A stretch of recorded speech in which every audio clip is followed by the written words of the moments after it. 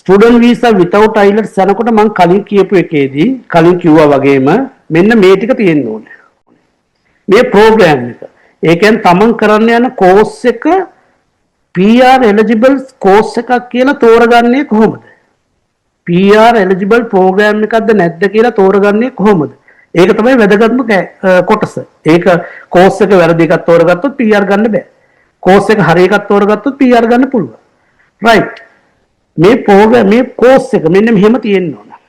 මේක ක්‍රයිකෝස් register course එකක් වෙන්න ඕනේ. එක ක්‍රයිකෝස් එකේ රෙජිස්ටර් කෝස් එකක් වෙන්න ඕනේ. ඒ කියන්නේ ඕස්ට්‍රේලියාවේ ගවර්න්මන්ට් එකේ තියෙනවා ක්‍රයිකෝස් වෙබ්සයිට් එකක්. ඒ වෙබ්සයිට් එකේ රෙජිස්ටර් කෝස් එකක් වෙන්න ඕනේ. ඒක තමයි පළවෙනි එක. මේ මම කියන්නේ ට්‍රේඩ් ප්‍රෝග්‍රෑම්ස් වලට.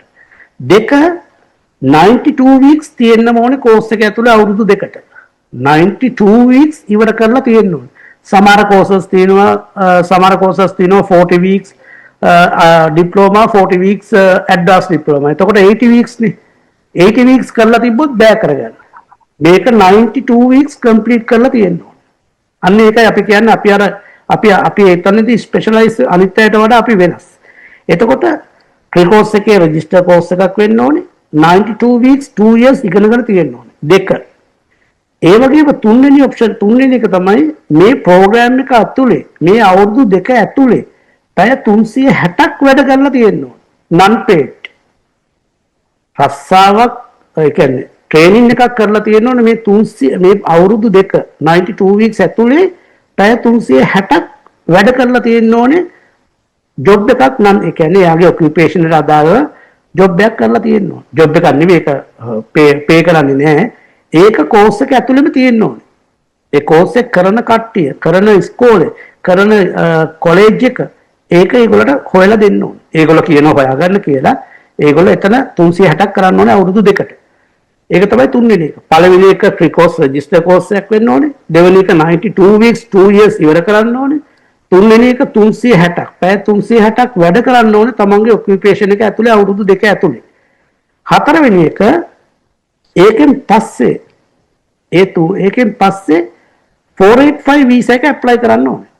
ඒ කියන්නේ අවුරුදු දෙක ඉගෙන ගත්තාට පස්සේ අවුරුදු 360කුත් පැය 360කුත් වැඩ කරලා 485 වීසා එක ඇප්ලයි කරන්න ඕනේ. එතකොට ලැබෙනවා 485 වීසා එක මාස 18කට ලැබෙනවා.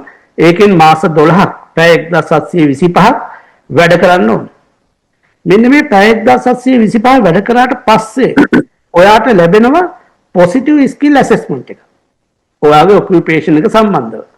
ඔයාගේ ඔකියුපේෂන් එක ඔටෝමොබයිල් වෙන්න පුළුවන්, chef කෙනෙක් වෙන්න පුළුවන්. ඒ සම්බන්ධව ඒ අදාළ TRA කියන ආයතනයෙන් ඔයාට positive skill assessment එකක් ලැබෙනවා.